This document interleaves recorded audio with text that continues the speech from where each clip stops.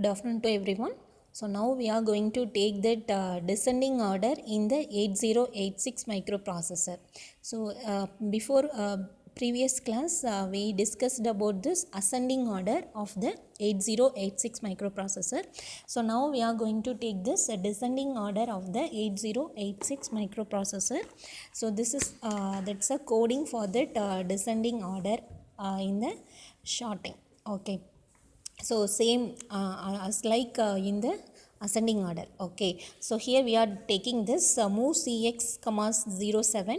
That means the 07 value is moved to the cx register, then cx value also moved to the data index register. Okay, then 1100 is the memory location to the bx register, then bx value is moved to the ax register. Okay, then you are going to comparing the value which is available in the bx plus 2 location as well as ax. Okay, if there is any other borrow means the loop going to that 1016, that means the loop is going to this add bx comma 02. Okay, then again it goes to the same process.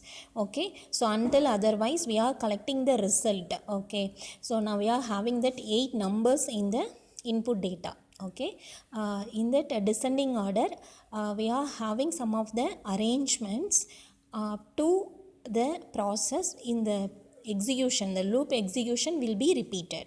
Okay, then after the completion of this, so it has that no operation. Okay, finally your data will store to the cx register. Okay, so that's a descending order of the 8086 processor coding. Okay, so now we are going to enter the same coding in the processor. Okay, so already I'm executing in the processor. Okay, so initially we are having this a. Okay, so a means it goes to the line assembler. Then we are going to take the execution process means, so what is that execution process? Go with the starting address. Okay, starting address 1000. Okay, 1000 is the starting address, so I am executing my coding. Okay, then again I am going to give that some of the input data. Okay, this input data is given by that SB followed by the number. Okay, what is my input data location means 1100. Okay, 1100 is my address location. So here I am going to give some of the data in the some order. Okay, my first data is that 00A7. Okay, then my second data 00B0. Okay, my third data 008C. Fourth data 00DF.